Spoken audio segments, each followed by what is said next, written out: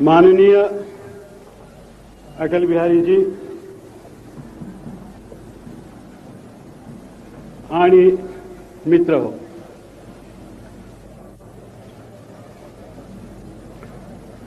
कुरुक्षेत्रावरती अर्जुनाची काय स्थिती झाली असेल याचा आतापर्यंत मी कल्पनेने अंदाज बांधत होतो, पण आता या क्षणी एक सोडून चार सावरकर आणि चौघांच्या या सावरकरांनी ज्यांच्या अंतःकरणामध्ये तेजाची ज्योती पेटवली असे असंख्य लहान मोठे सावरकर यांच्या पुढे भाषणाला उभं राहताना वेपतुश्चोप जायते म्हणजे काय त्याचं झालं असेल हे माझ्या आत्ता बरोबर लक्षात आलेलं आहे. पण हा दोष माझा नाही.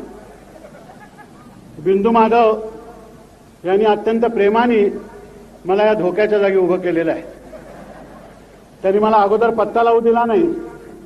त्यांनी मला सांगितलं की आज क्रांतीचे गोंधळी हा कार्यक्रम आहे, त्याला तुम्ही येणार ना. गोंधळी आणि क्रांती दोन्ही एकत्र येतात म्हटल्यानंतर मी यायला तयार झालो, कारण इतर गोंधळ पाहायची आणि वाचायची वर्तमानपत्रातून आता इतकी सवय झालेली आहे की त्याचा आणि क्रांतीचा कुठे काही संबंध जुळत असेल असंही वाटेन असं झालेलं आहे.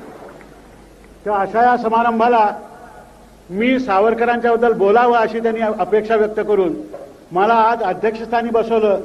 आणि प्रमुख अतिथी कोण तर अटल बिहारी वाजपेयी.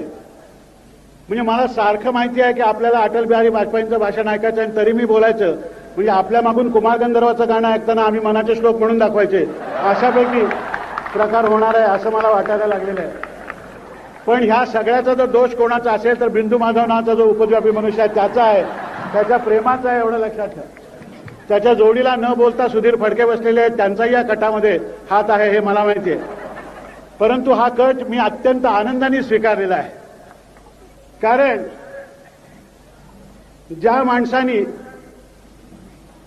मला सदैव अशा एका दुग्धात ठेवलं की तेजस्विनावधी तर मस्तू म्हणजे काय तुला पाहायचंय ना म्हणजे माझ्याकडे पहा, असं जो खुणवीत राहिला अशा एका माणसाचं स्तोत्र गाण्यासाठी मी आज इथे उभा आहे हे मी माझं भाग्य समजतो. सावरकरांच्यावरती बोला असं सांगणं म्हणजे एखाद्या माणसाला उभं करून सांगायचं की सूर्य या विषयावर बोल, काय कर्म बोलणार. पहाटेच्या सूर्याबद्दल बोलावं, 9 वाजण्याच्या सूर्याबद्दल बोलावं, दुपारच्या तळपत्या सूर्याबद्दल बोलावं, का संध्याकाळी अस्ताला जाण्याबद्दल सूर्याबद्दल बोलावं. आणि हे बोलणं इतकी आपल्याला प्रतिभा आहे की नाही याची शंका मनात असताना बोलावं म्हणजे त्याची जी अवघड अवस्था होईल तशी माझी झालेली आहे. असंख्य सावरकरांची दर्शनं डोळ्यापुढे सावरकरांच्या बद्दल बोलायचं म्हटल्यानंतर येतात, पण माझ्यासारख्या शब्द किंकराला सावरकरांचं सगळ्यात मोठं दर्शन नेहमी कुठलं वाटत असेल तर महाकवी सावरकर यांचं. सावरकर म्हटल्यानंतर आपल्या डोळ्यापुढे राजकारण, धुरंधर, त्यागी अशा प्रकारचा वीरपुरुष उभा राहतो. परंतु या वीरपुरुषाची आतली जी घडण महाकवीची होती ती पाहिली म्हणजे बाकीची त्याची वीरत्वाची जी कृत्य आहेत त्याच्या गंगोत्रीकडे गेल्यासारखं आपल्याला वाटतं, त्याचा उगम आपल्याला सापडतो. सावरकरांनी क्रांतीच्या मशाली हातात घेऊन जीवनभर प्रवास केला याच्यात शंकाच नाही, परंतु ती क्रांतीची मशाल किंवा तो बॉम्ब हे त्याचं शेवटचं स्वरूप होतं. त्यांच्याकडे सगळ्यात जर अत्यंत तेजस्वी अशा प्रकारचं शस्त्र कुठलं असेल तर चैतन्याने न्हावून निघालेले शब्द हे त्यांचं शस्त्र होतं. आणि शब्द हे शस्त्र असं आहे की ते ज्या वेळेला अशा प्रकारचा सिद्ध पुरुष उच्चारतो त्यावेळी त्या शब्दाचा मंत्र होत असतो. माझ्यासारख्याने उच्चारले तर शब्दाचं वांग होतं, वर्तमानपत्रात रोज किती शब्द वापरले जातात आपण बघतो, त्या शब्दाचं तासाभरात काय होतं हेही आपण बघतो. पण ज्या वेळेला क्रांतिकारक सावरकरांच्या सारखा मनुष्य राष्ट्र हा शब्द उच्चारतो त्यावेळेला सावरकर एक तत्वज्ञान आपल्यापुढे उजळून दाखवत असतात. सावरकर महाकवी होते असं मी म्हटलं. महाकवी होते म्हणजे पुष्कळ कविता लिहिणार होते असा अर्थ नाही, पण ज्या कवितेच्या प्रत्येक शब्दाला त्यांनी आपल्या जीवनाचं मोल दिलं होतं असा शब्द लिहिणारा जो कवी असतो तो महाकवी असतो. बाकीचे शब्द जुळारी असतात. सावरकरांनी महाकाव्य लिहिलं त्याचं कारण महान स्वप्न पाहण्याची प्रतिभा, महान स्वप्न पाहण्याची दृष्टी त्यांच्या डोळ्यामध्ये होती. वाटेल त्याला महाकाव्य लिहिता येत नाही. मला तर नेहमी वाटतं की सावरकरांचं अत्यंत उदात्त उच्च अशा सुंदर अशा प्रकारचं दर्शन कुठलं असेल तर त्यांच्या कवितेमध्ये रमावं. आत्ताच तुम्ही जयोस्तुते मंगले शुभास्पदे शुभदे कविता ऐकली. तुम्ही एक एक ओळ वाचत बसा, अंगावर काटा येतो. मराठी शब्दाचं सामर्थ्य, आपल्या भारतीय भाषेतल्या शब्दाचं संस्कृतमधलं सामर्थ्य इतकं प्रचंड आहे याची जाणीव ती कविता वाचताना. सावरकरांनी लिहिलं प्रेमकाव्य लिहिलं, पण त्या प्रेमाची उत्तुंगता काय की शतजन्म शोधताना शत आरती व्यर्थ झाल्या, शत सूर्य मालिकांच्या दीपावली झाल्या. केवढं विराट स्वरूप की तुझी माझी आजच्या या क्षणी गाठ पडते. याच्या पूर्वी काय झालं, शतजन्म शोधत होतो, शत आरती व्यर्थ झाल्या होत्या आणि शत सूर्य मालिकांच्या दीपावली झाल्या होत्या. एवढा काळ गेला, एवढं विराट जे कोणी कोणी पाहू शकतो दर्शन, त्याची प्रतिभा म्हणजे कुठल्या जातीची असेल. बरं, ही प्रतिभा किंवा ही कल्पना म्हणजे नुसतीच कल्पना होती असं नाही, त्या कल्पनेला अत्यंत प्रखर अशा प्रकारचा सत्याचा आधार होता. मर्ढेकरांनी म्हटलंय की भावनेला येऊ देगा शास्त्र काट्याची कसोटी.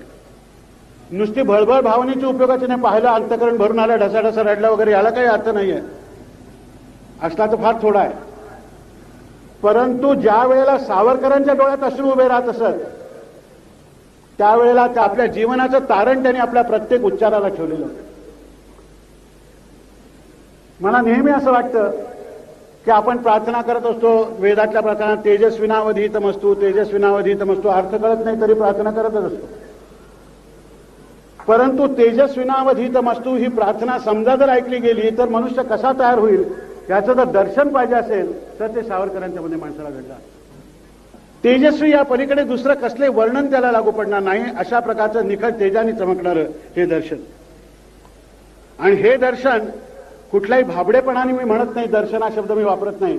त्याचं कारण या सगळ्या भाबडेपणाचा आयुष्यभर ज्यांनी विरोध केला असा हा विज्ञान महर्षी होता. त्यांनी जी क्रांती केली ती नुसती पिस्तुलाची नव्हे तर वैचारिक क्रांती केली आणि खरा विज्ञाननिष्ठ मानवतावाद हा सावरकरांनी प्रचारात आणला. नुसतं घळघळ करून अरे अरे अगं अगं बाई बाई ग काय झालं ग हे करण्यामध्ये मानवतावाद आहे असं मला वाटत नाही. तो विज्ञाननिष्ठ ज्या वेळेला असतो त्यावेळेला तो मानवतावाद कृतीप्रवण होतो. असा कृतीप्रवण मानवतावाद सावरकरांनी आचरणात आणला, आपल्याला सांगितला.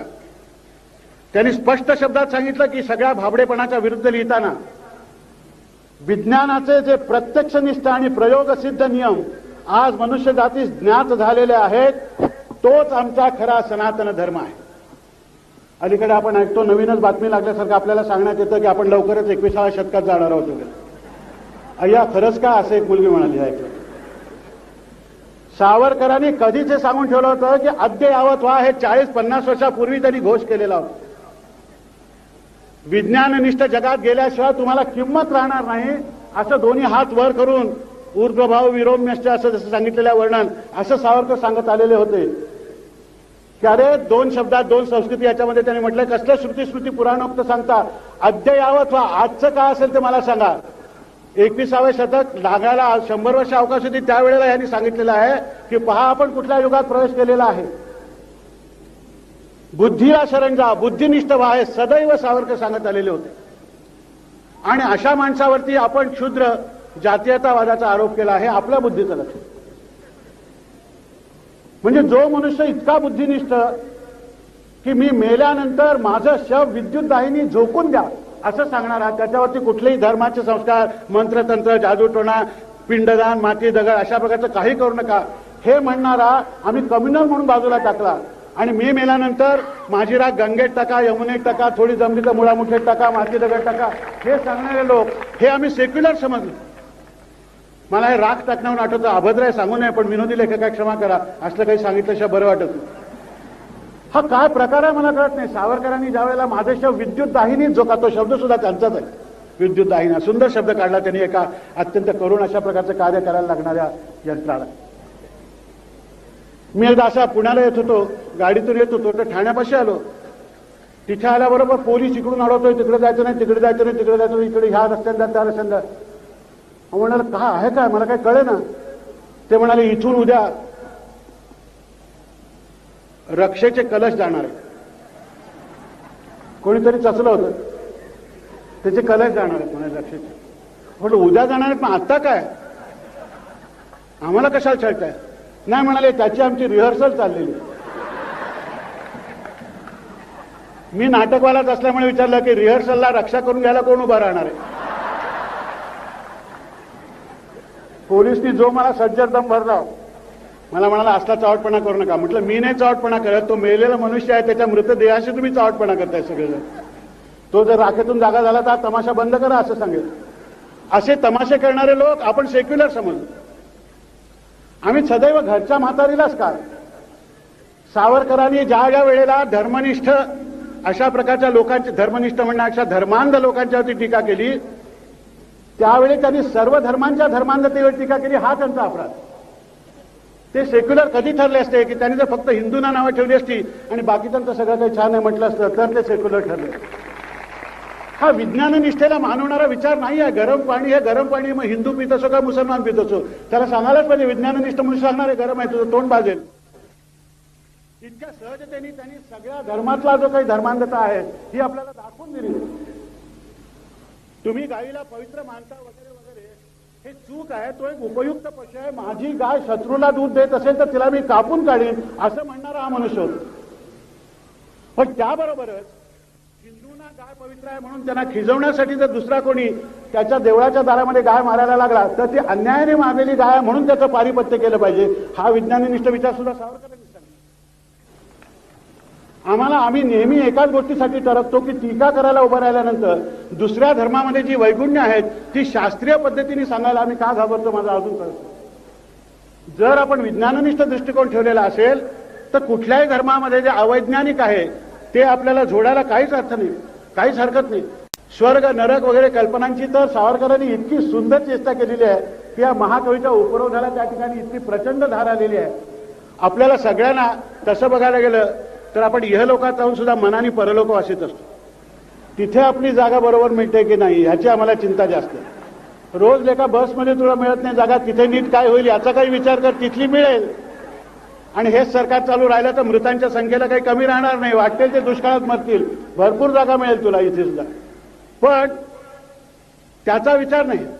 स्वर्गात काय होईल, आम्ही सदैव परलोक वासित. अशा वेळेला इहलोकातच तुम्हाला काय साधायचं ते साधा, इथेच चांगलं करायचं ते तुमच्याच हातात आहे. कुठलाही देव तुमच्या मदतीला येणार नाहीये. 100 वेळा जरी तुम्ही प्रसाद त्याचा लावला तर त्याच्याकडून घेतला तरी त्याचा काहीही उपयोग होणार नाहीये. हे सांगणारे सावरकर होते आणि इतक्या जोरात सांगितलं की ते विज्ञाननिष्ठ दृष्टिकोनातून सांगितल्यामुळे त्यांचे अनुयायी म्हणणाऱ्यांना सुद्धा सावरकर पचवणं जड गेलं. अखंड सावरकर स्वीकारणं ही चेष्टा नाही आहे. हे अंधतेने व्रत घेतलेलं नाही आहे असं जेव्हा सावरकर म्हणतात त्यावेळेस सावरकर स्वीकारणं हे व्रत सुद्धा अंधतेने घेणं इतकं सोपं नाहीये. त्यासाठी अनेक आपल्या भाबड्या अशा कल्पनांचा त्याग करावा लागेल.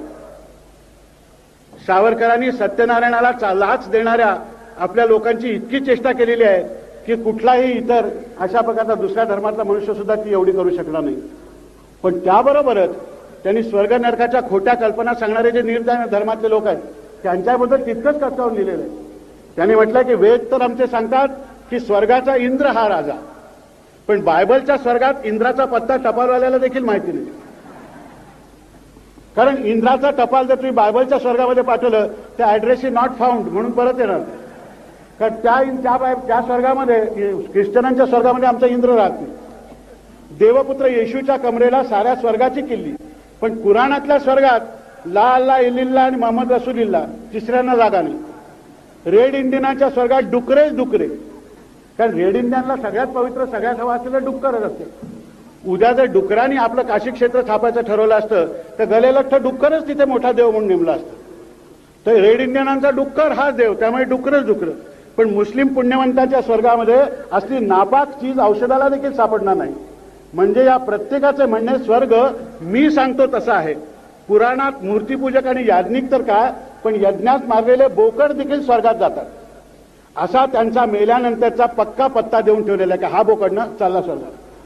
पण कुराण तर शब्दावर सांगतं की नरकातल्या जागामध्ये सुद्धा कितीही दाटी झाली तरी कोणासाठी त्या राखून ठेवल्या जात असतील तर या मूर्तीपूजक आणि काफिर लोकांच्यासाठी. मेल्यानंतरचा असल्या लोकांचा नक्की पत्ता म्हणजे नरक. अशी ही शब्दात भरलेली विसंगती कुठवर दाखवावी. मग ह्या असल्याला उपाय काय, तर त्यांनी स्पष्ट शब्दामध्ये लिहिलेलं आहे की धर्मवेडाची नांगी ठेचू शकेल असे एकच बळ आहे, ते म्हणजे विज्ञान बळ. पोथीनिष्ठेपणामुळे मुसलमानी समाज एकवटलेला प्रबळ आणि प्रगत होत आहे आणि यास्तव आपण त्याच्याही पेक्षा अधिक पोथीनिष्ठ झाले म्हणजे अधिक प्रबळ आणि प्रगत होऊ अशी समज आजच्या अनेक कळकळीच्या हिंदू संघटकामध्ये आहे. ती मुळातच चूक आहे असं त्यांनी म्हटलंय.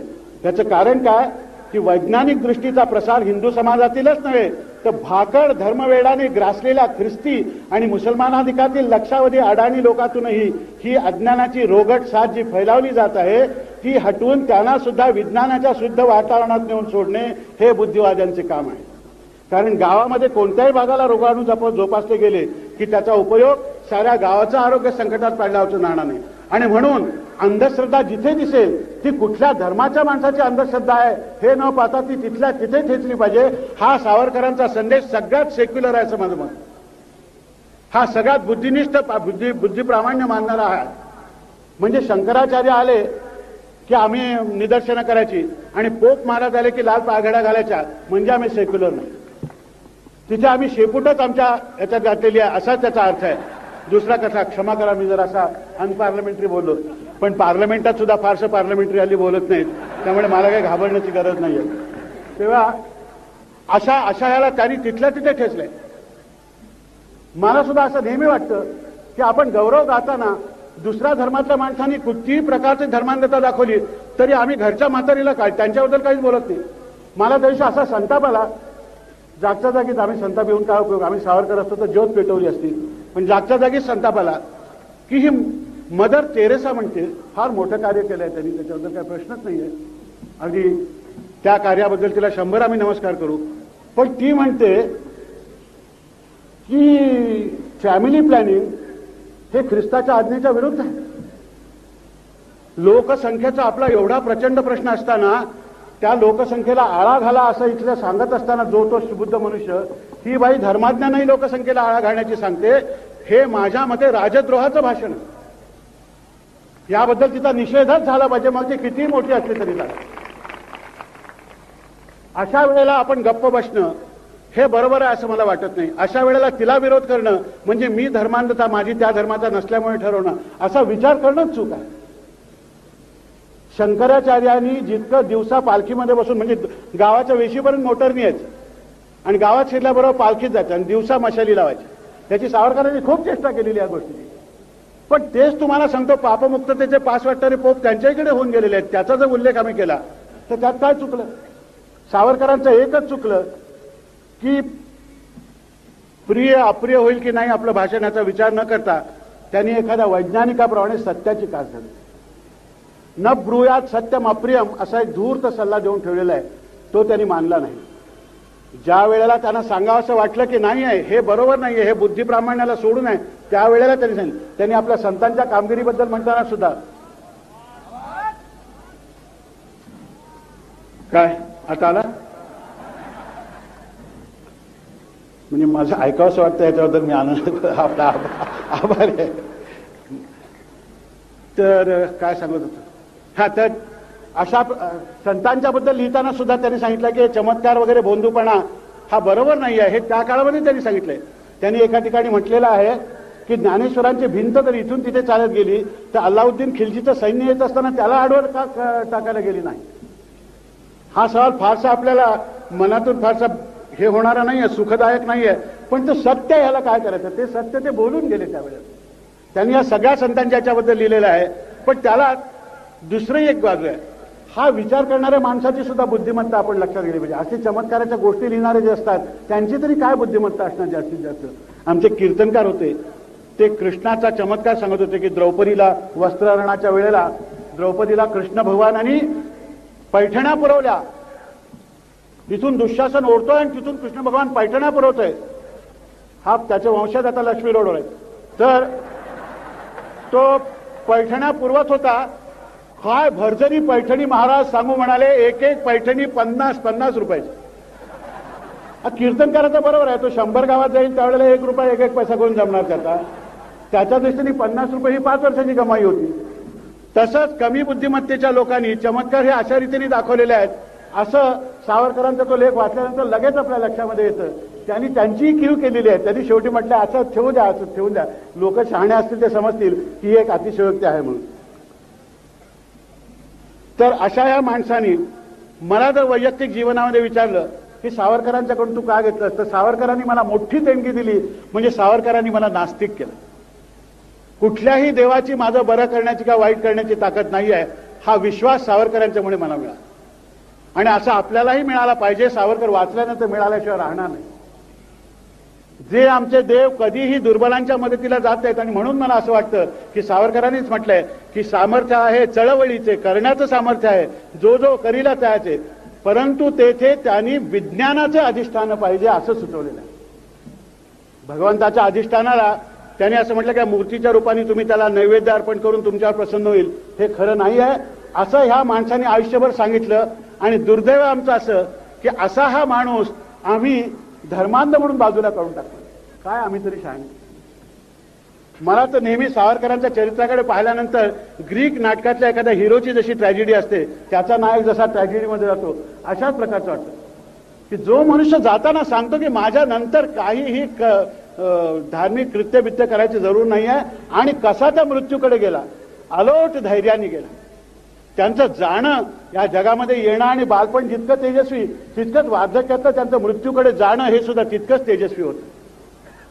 मृत्यूकडे असे चालत चालत गेलेले आहेत. मृत्यूला रोज तू माझ्या दारात इतका आलास, आता थोडा पुढे, आता थोडा पुढे, आता थोडा पुढे, आता कर हस्तांदोलन माझ्याशी, असं जणू काय सांगावं असं सांगत सावरकर गेले.